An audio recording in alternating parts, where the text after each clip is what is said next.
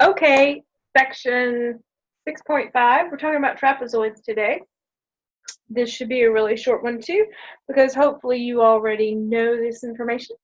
A trapezoid, by definition, is a quadrilateral with one set of parallel sides, which is what this is that I've drawn here, a quadrilateral with one set of parallel sides.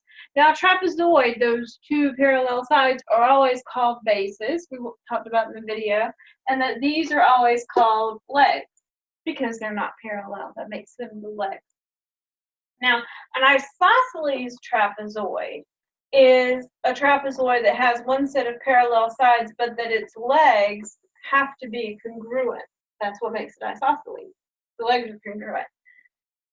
Same thing with a triangle, legs have to be congruent.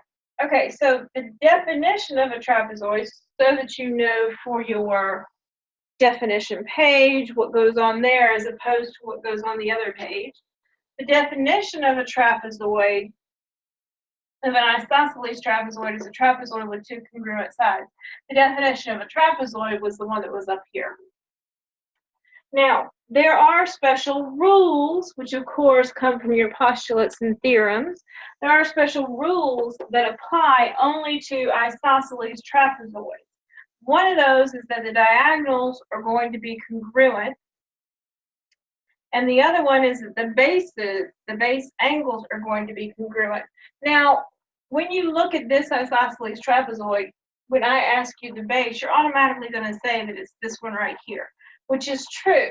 But technically, both of these are considered bases, both of them, because they are parallel lines. So when I say that the base angles are congruent, I'm not only talking about these angles, that's true, but because these are congruent, these up here are also congruent to each other. Now, they are not congruent here, but across the bases, they are congruent, because it doesn't matter which one's a base, whether it's the one on top or the one on bottom. What matters is that the base is parallel.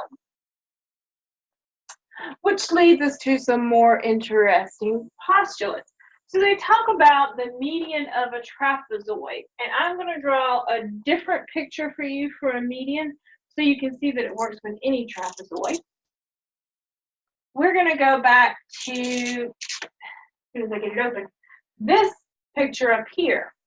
A median would mean that it takes the midpoint of this one and the midpoint of that one, and it connects the two.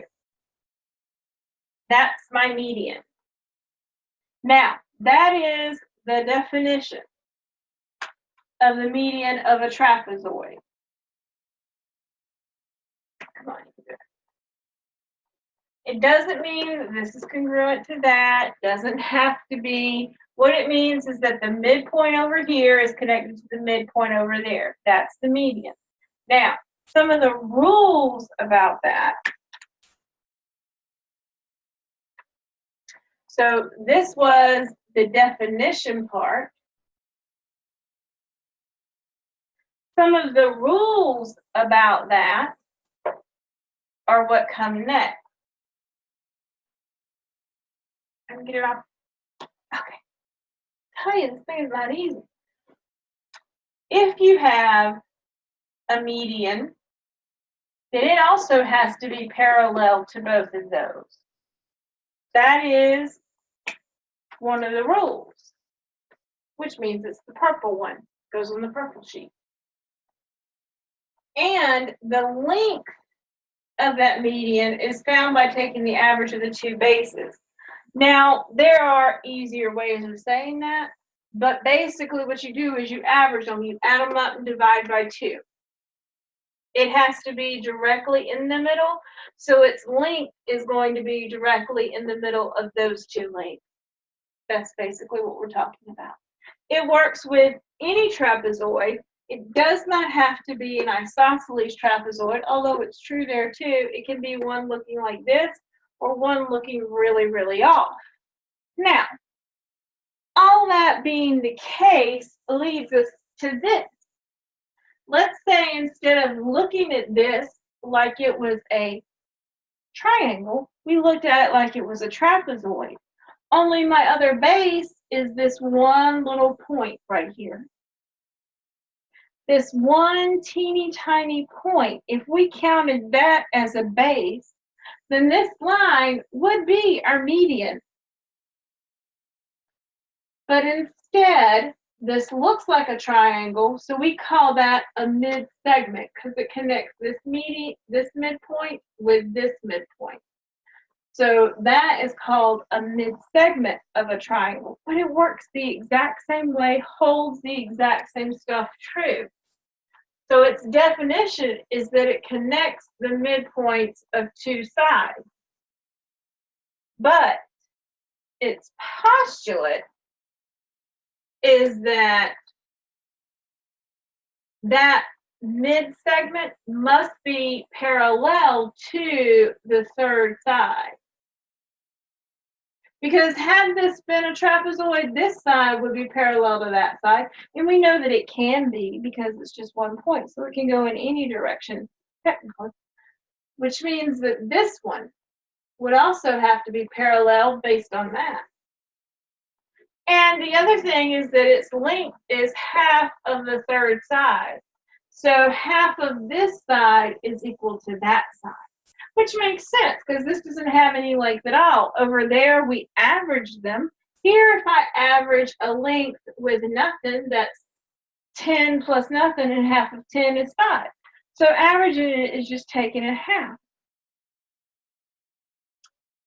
I think they're very easily connected. Not everybody sees things the way I do, and it's okay if you don't. But I think having these two in the same section makes a ton of sense. Okay, so I have gone over these. I have drawn my pretty pictures. I have underlined in specific colors. So you got the yellow, you got the purple. It all looks great and wonderful and pretty. And now it is time. Time for the homework and classwork. I know you're excited. So on page 242,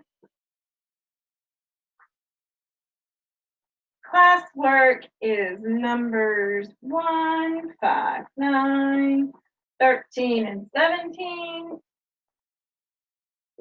And then the homework is numbers 3, 7, 11, and 15. No proofs. Aren't I nice? I'm not stressing the proofs right now. We'll get back to them in a little bit. Okay. See you next time.